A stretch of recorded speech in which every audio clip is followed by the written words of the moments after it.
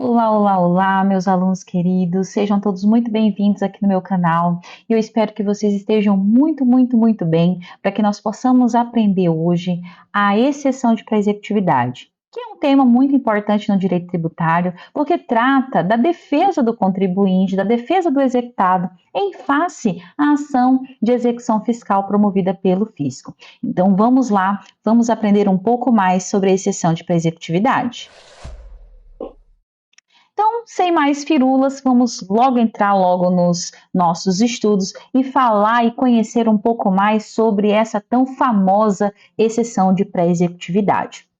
A primeira coisa que nós devemos saber é que a exceção de pré-executividade, ela é uma construção doutrinária. Ela é uma construção jurisprudencial. Isso significa dizer o quê? Que nós não temos na nossa legislação tributária uma lei específica que trate sobre a exceção de pré-executividade. Ah, professora, mas não é uma ação que a gente vai interpor contra, uma ação não, perdão, uma petição que nós vamos interpor contra a ação de execução fiscal? É um meio de defesa do executado. Ah, então não tem lá na lei de execução fiscal, assim como tem o embargos à execução, a gente não pode fundamentar na LEF? Não, não pode. Por quê? Porque a LEF, ela traz apenas o embargos à execução fiscal, não traz a exceção de pré-executividade. E aí, professora, o que a gente vai fazer? Calma, eu vou ensinar vocês como vocês irão fundamentar a exceção de pré-executividade. O que eu estou dizendo agora é que nós não temos uma lei específica para tratar, para falar sobre os procedimentos e requisitos da exceção de pré-executividade. É isso que eu estou dizendo a vocês. Mas a gente tem outros institutos no nosso direito que sim, que possa ali, que vai fazer valer a fundamentação da exceção de pré-executividade. Tudo bem? Outra coisa importante que vocês devem saber que ela vai ser protocolada na ação de execução fiscal, tá? Então, diferentemente do embargos à execução, o embargo de execução, ele tem uma natureza jurídica de ação judicial. Então, ela é protocolada numa ação nova, que vai tramitar junto com a ação de execução fiscal. Já a exceção de pré-executividade, não. A exceção de pré-executividade, ela vai ser protocolada dentro da ação de execução fiscal. Então, a gente já tem uma ação de execução fiscal tramitando, um processo tramitando, e nós vamos protocolar a nossa exceção de pré-executividade dentro desse processo que tramita a execução fiscal. Tudo bem? Então, é uma petição que nós vamos colocar dentro do processo da execução fiscal. A exceção de pré-executividade, ela não tem o caráter de petição inicial, como tem o embargo de execução. O embargo de execução, ele tem esse caráter de petição inicial, tanto é que no embargos à execução, nós temos que colocar o valor da causa. No embargo de execução, há o valor da causa. Na exceção de pré-executividade, não. Nós não temos e nós não vamos colocar o valor da causa. Não existe isso. Vocês lembram lá da contestação no direito civil, no processo civil? Na contestação, a gente também não tem valor da causa, porque é uma petição de defesa. Aqui na exceção de pré-executividade, também nós não vamos ter o valor da causa, por quê? Porque ele não tem um caráter de petição inicial. E qual que é o objetivo da exceção de pré-executividade?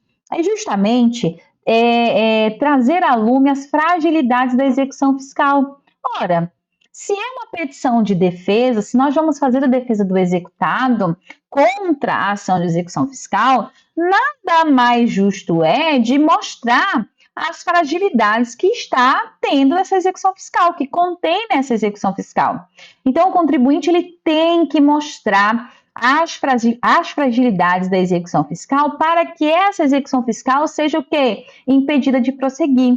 Para que essa execução fiscal seja o quê? Seja extinta, tá? Essa é a intenção da exceção de pré-executividade. Tudo bem? Então, é mostrar as fragilidades para que essa execução fiscal ela possa ser impedida. E outra coisa, galera, O contribuinte, ele poderá exercer, por meio da exceção da pré-executividade, todo o seu direito de ampla defesa, todo o direito do contraditório. Então, por mais que seja uma petição de construção doutrinária, de construção jurisprudencial, ela garante ao devedor, sim, o direito à ampla defesa e o direito ao contraditório. Tá? Esses direitos eles são resguardados na exceção de pré-executividade. Então, o contribuinte ele pode sim se valer do direito da ampla defesa e do contraditório na ação de pré-executividade. Mas olha só, galera, o que a gente também tem que levar em consideração é que na exceção de pré-executividade, a gente ali não tem dilação probatória, nós vamos ver ali mais à frente. Mas se o contribuinte, se o devedor, mas ele não pode ser prejudicado no direito à ampla defesa do contraditório, tá? Ele não pode ser prejudicado. Porém, ele só não pode fazer o quê? Ele só não pode instruir o processo. Então, instruir o processo, ele não pode. Se a gente for pensar lá no processo civil, que a gente tem a fase instrutória, que é justamente instruir o processo, aqui não tem. Aqui a gente não tem. Opa, eu ia escrever aqui frase. Opa, não está funcionando aqui a minha. Ah, funcionou aqui. A gente não tem como instruir aqui aquela fase. Perdão. Opa, cadê minha canetinha? A fase instrutória. Então, aqui nós não temos a fase instrutória, não existe na exceção de pré-executividade, tá? Não cabe dilação probatória e nós vamos ver isso lá na frente. Mas isso não quer dizer que o contribuinte não possa se valer do contraditório da ampla defesa para se defender em face da execução fiscal que porventura esteja ali sendo tramitada de forma errada, de forma equivocada. Tudo bem? A competência, como eu disse a vocês, é uma peça que vai dentro da ação de execução fiscal. Logo, o juízo competente é aquele que esteja tramitando a ação de execução fiscal. Tá? Então, se a ação de execução fiscal está tramitando na primeira vara da Fazenda Pública com o número do processo XXXXX, a exceção de pré-executividade ela deve ser protocolada nesse processo XXXX que tramita na primeira vara da Fazenda Pública. Tem nenhum segredo isso aí, muito fácil, tá bom? E assim como embargos à execução, ela também vai ser intentada no domicílio do réu. Ora, a execução fiscal ela tem que ser protocolada no domicílio do réu. Se ela é protocolada no domicílio do réu, a exceção de pré-executividade também vai ser protocolada no domicílio do réu. Aí aqui fala das fundamentações, né? Como eu disse a vocês, não tem uma legislação específica para tratar da exceção de pré-executividade. Nós não temos, mas nós temos sim institutos no direito brasileiro, artigos, jurisprudências, nós temos sim institutos que possam ali nos ajudar a fundamentar a nossa petição de exceção de pré-executividade. E dentre essas fundamentações, nós temos o direito à petição, o direito ao livre acesso à justiça, o direito ao contraditório e da ampla defesa e o cerceamento de defesa. Então, nós podemos se valer dessas fundamentações, dessas teses, para poder demonstrar a fragilidade da ação de execução fiscal através da exceção de pré-executividade. Também nós temos lá no CPC um artigo bem importante, que é o artigo 803, parágrafo único, tá? O CPC, turma, ele é usado subsidiariamente às normas do direito tributário. Então, se alguma legislação do direito tributário tiver alguma omissão, não tratar sobre determinado tema de direito tributário, sim, o CPC ele vai ser ali aplicado de forma subsidiária às normas de direito tributário. Então, como nós não temos uma legislação específica que trata da exceção de pré-executividade, nós vamos se valer de outros institutos, de outros artigos, de outros ramos do direito, inclusive do processo civil, para aplicar aqui na nossa petição. Tudo bem? E aí nós temos o artigo 803. O que diz o artigo 803? Diz assim, ó. A nulidade de que cuida este artigo será pronunciada pelo juiz de ofício ou a requerimento da parte, olha só, independentemente de embargos à execução. Então, todas as vezes que a gente for pleitear a nulidade de uma execução fiscal, formos pleitear a nulidade da execução fiscal, a gente pode sim pleitear essa nulidade através da exceção de pré-executividade. Então, o artigo 803, parágrafo único, nos garante que quando a gente quer pleitear a nulidade da execução fiscal, a gente possa fazê-la através da exceção de pré-executividade. Por quê? Porque a nulidade independe dos embargos à execução. Então, o contribuinte, sim, ele pode fazer o pedido de nulidade através de uma petição dentro da ação de execução fiscal. E qual que é essa petição? Exceção de pré-executividade, tá?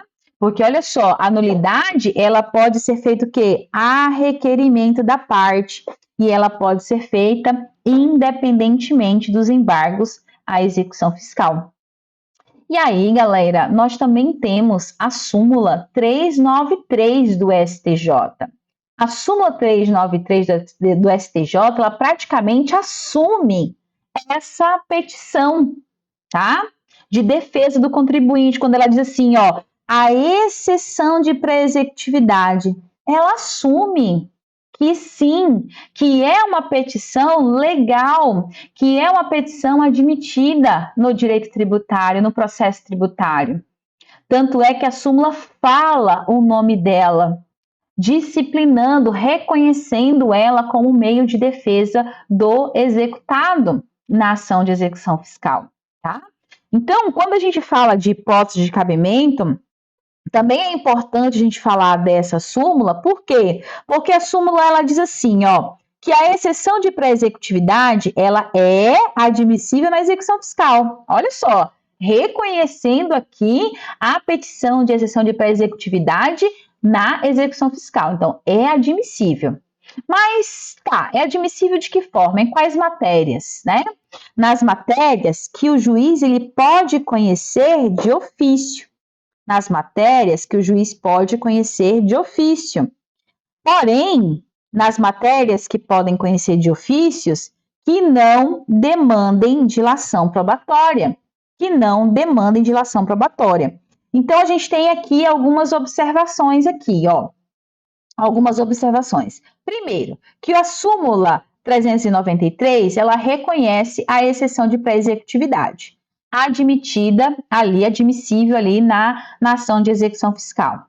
Outro ponto que essa súmula 393 fala é que as matérias que forem levadas nela, na exceção de pré-executividade, não cabe dilação probatória.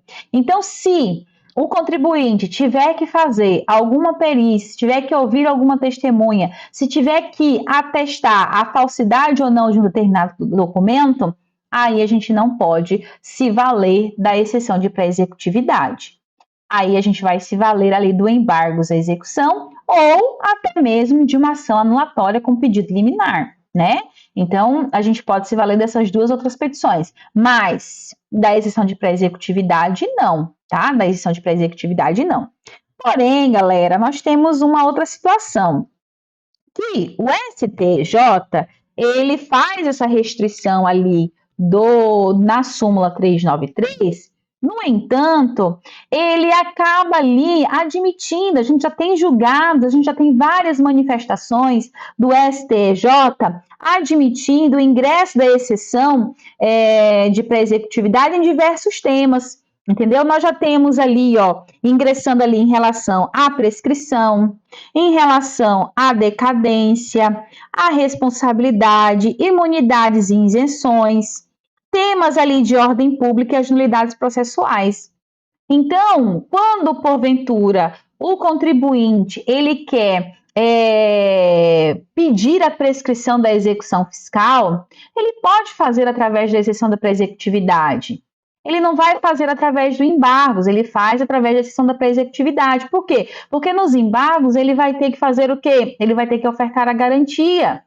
Então, é justo ele ofertar a garantia por uma dívida que já está prescrita? Eu acho que não. Eu acho que não é justo. Então, ele pode fazer através da exceção da pré-executividade. A mesma coisa é se ele tem o direito a uma determinada imunidade tributária, ou ele tem direito a uma isenção tributária, a lei diz que ele tem direito, ele consegue demonstrar através de documentos já pré-constituídos, por que então ele vai entrar com embargos à execução? Por quê? Para garantir o juízo, né? Ele vai ali através da exceção de pré-executividade e ele demonstra para o magistrado que aquela ação de execução fiscal deve ser extinta porque tem uma lei dizendo que ele tem direito à isenção. Não só a lei dizendo que ele tem direito à isenção ou à imunidade, como ele tem documentos que comprovem que ele preenche os requisitos da imunidade, comprovem que ele preenche os requisitos ali da isenção tributária. Tudo bem? Beleza. Então, olha só, vamos aqui voltando aqui.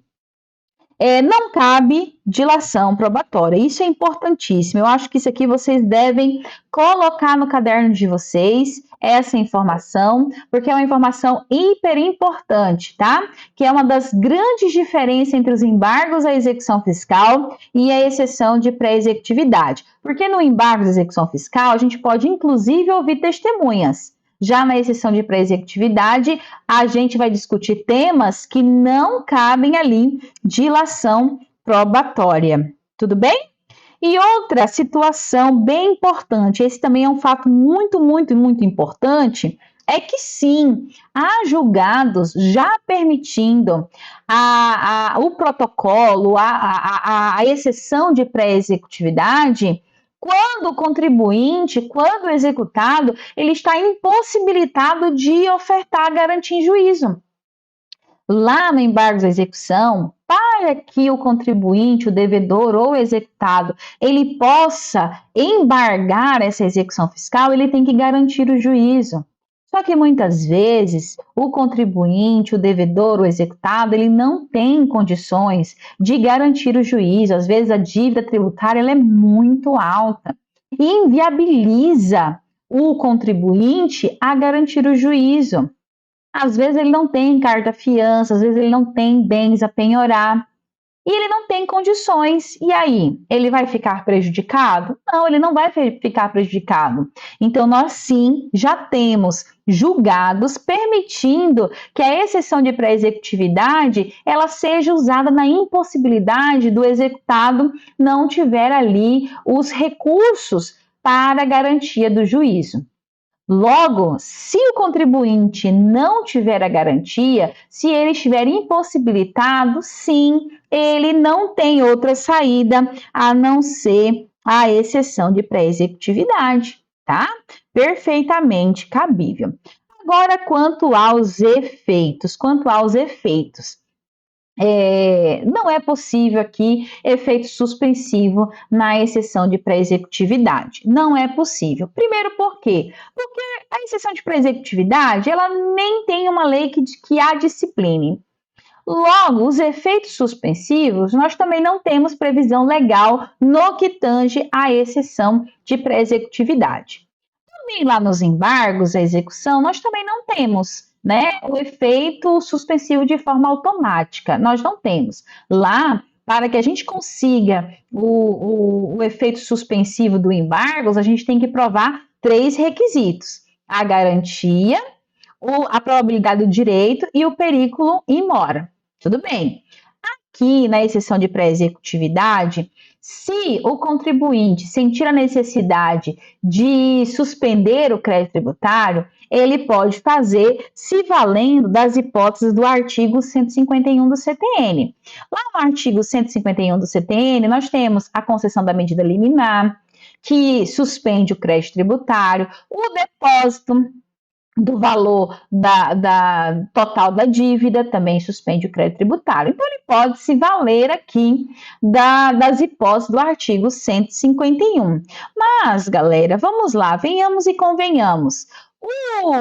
Se a gente entra, se está com a execução fiscal, e a gente entra com um pedido quando a gente entra com a exceção de pré-executividade, o juiz ele vai analisar a nossa pré-executividade, né?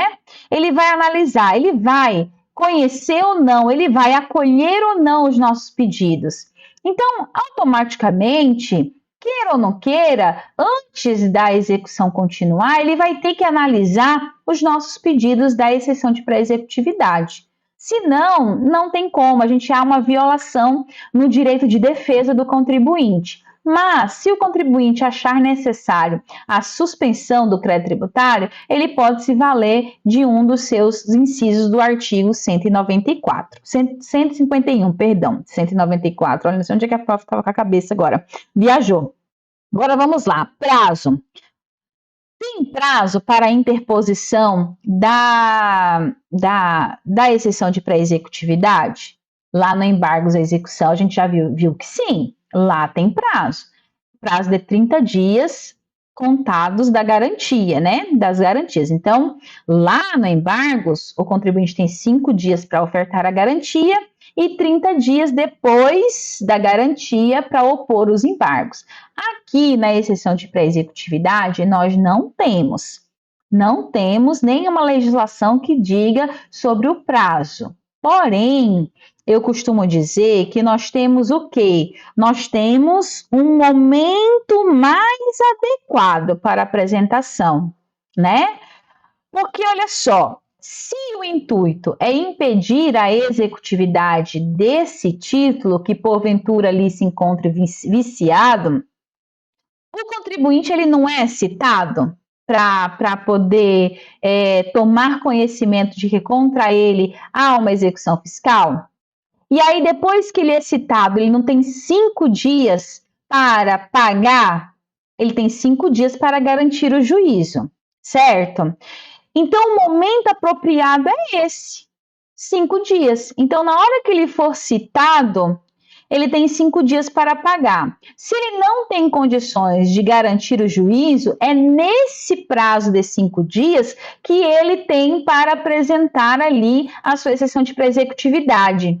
Agora, isso é regra? Não, galera, isso não é regra porque não tem previsão legal. Esse é o momento mais oportuno. É o momento mais oportuno. Por quê? Porque depois de 5 dias ele já pode apresentar ali os embargos. Então, ele garante o juízo e apresenta os embargos. Como ele não vai garantir o juízo, como ele não tem condições, ou ele não vai garantir o juízo, ele não tem condições de garantir o juízo, então ele vai apresentar os embargos, a exceção de pré-executividade nesse momento mais oportuno. Então, se ele tem 5 dias para efetuar o pagamento ou garantir o juízo, é nesse prazo que ele vai ali ofertar a exceção de pré-executividade. Então, mais uma vez, convido a vocês para assistir a aula de exceção de pré-executividade, de embargos à execução, assistir a aula de embargos à execução para que vocês possam compreender ainda mais o funcionamento dos prazos do embargos à execução fiscal. E aproveitando, peço para que vocês me sigam nos meus canais, me sigam lá no Instagram, @CatineSantana, aqui no canal do YouTube, se inscrevam no meu canal para que vocês possam ali ter mais acesso aos meus vídeos, serem notificados todas as vezes que eu postar algum vídeo novo aqui no canal, tudo bem? Então, vamos lá, voltando aqui. Então, olha só aqui a questão da lógica que eu falo para vocês, né? A lógica é que a exceção de pré-executividade seja apresentada dentro do prazo de 5 dias, período no qual o executado não corre o risco de penhora. Então, nesse período, ele não corre o risco de ser penhorado, porque ele ainda está no prazo para poder pagar, ele está no prazo ainda de ofertar as garantias ao juízo. Então, é o prazo que ele pode ali oferecer a exceção de pré-executividade. Mas também, como não tem prazo, nada impede que ele apresente em momento posterior. Não tem prazo. Então, a gente trata com um prazo ideal dentro desse prazo de 5 dias. Mas nada impede também dele ofertar depois em momento posterior. Tudo bem? Valor da causa. Como eu já disse para vocês lá no início da aula, a exceção não era uma petição inicial, logo, ela não vai ter valor da causa. A exceção, ela é sim um incidente processual, ela é uma peça anômala, ora, ela não tem nem legislação que fale sobre ela, é uma peça anômala, é uma peça construída de forma doutrinária jurisprudencial. Logo, ela é sim um incidente processual, sem problema nenhum.